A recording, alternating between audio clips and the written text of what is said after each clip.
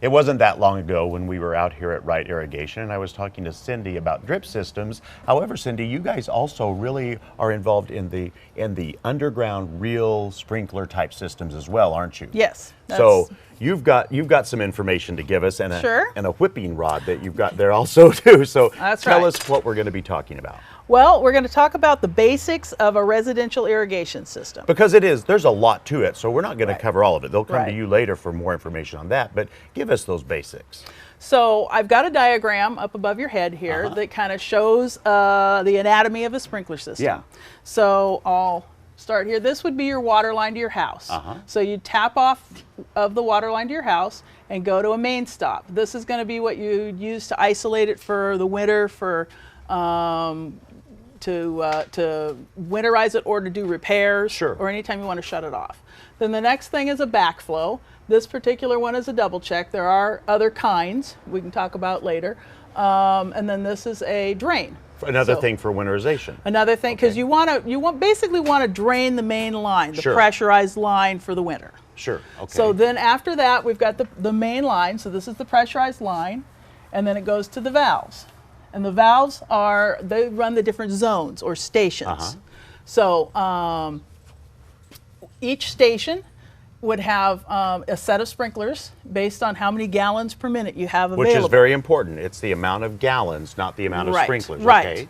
Right. People ask me all the time how many sprinkler heads on a zone. Yeah. Well, it isn't how many heads on a zone, it's how many gallons you have to use at one time. Okay. So Cindy, after the zones, what else is left in the system?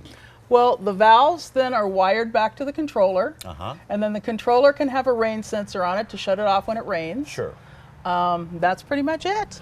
So now, Cindy, we've seen the schematic up there, which shows us what, but let's just go over this stuff that's more specifically. Tell me what these are again. These are valves. So as you saw up above, this is a zone valve. Okay.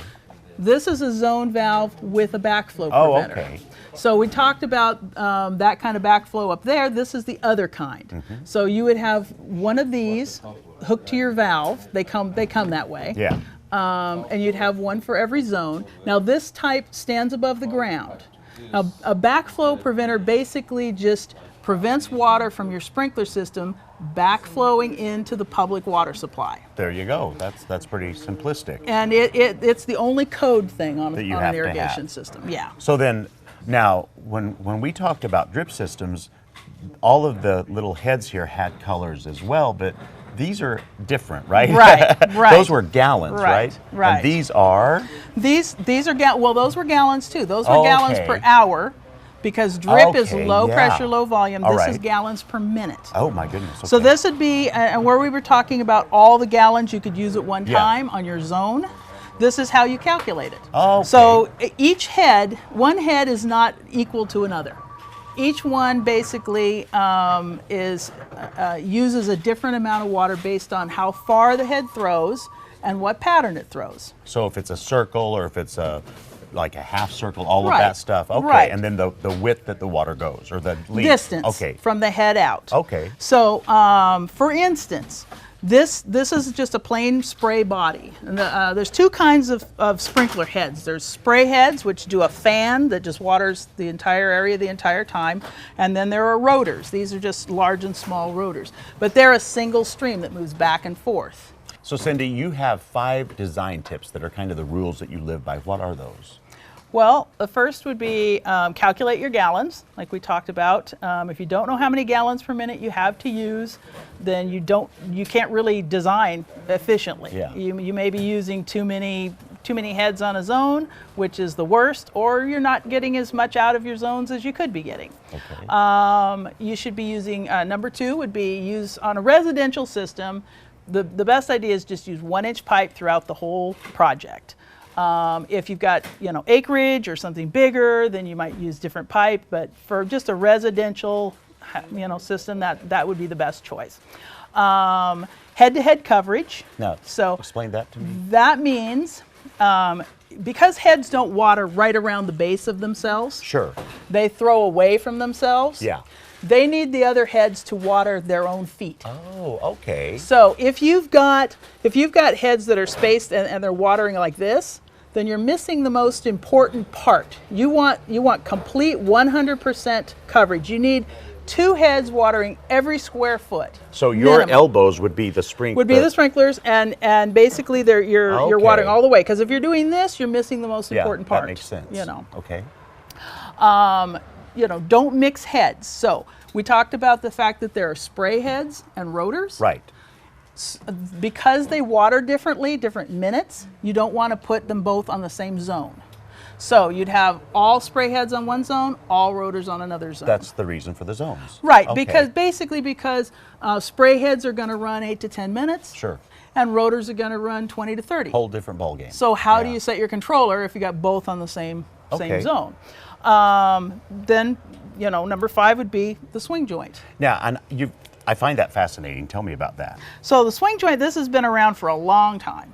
You know, contractors always use swing joints. Basically, it makes it easiest to set your heads. Wow. So you're just, you know, manufacturing with a couple of fittings and a piece of pipe that you can cut to length, so it can be longer or shorter.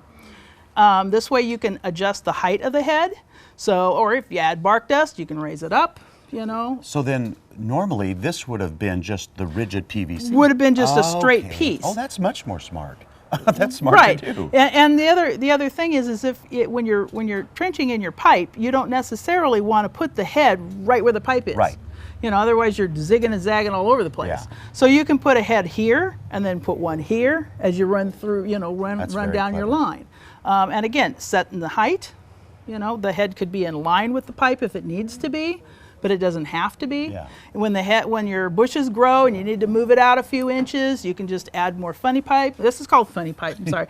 This is called funny pipe or swing pipe. Well, the name made me laugh. So. Yeah, I say it all the time. I can do it with a straight face, but yeah. So swing pipe or funny pipe, and you can make this as long as you want. So you could add and move the head out so that it's not being blocked by the bushes or what have you. So yeah. Easy, you know, even if you run over it with a heavy tractor or even a, you know, if the ground is soft enough, even your car, and it just squishes it down, you dig around and just pull it back up again. Otherwise, you're snapping off your fittings. Yeah. So now, Cindy, a lot of people already have plans, but they're really lost and confused. You are more than willing to look these over and help them, aren't you? Yes, I can offer, you know, review of your plans that you've done or you've had someone do, just to make sure it's going to do what you think it's going to do. I don't charge for that. We can answer all the questions you like. We do have a design service if you wanted us to do a design for you. We charge $100 for the design package. And then if you buy at least 75% of the product with us, we rebate you back $80. Oh, wow. So That's it's just perfect. a $20 final fee. That come with a layout of the design, a parts list, and an installation manual. Wonderful. So basically a custom kit. Well, you know, I'll tell you, the whole thing kind of scares me. So I love that I've known Cindy. I can come and get all the help I need to make the sprinkler system just right for my own garden. Now you can do the same. You can go to gardentime.tv. We'll click you over to their website. Cindy, thank you so much. Thank you.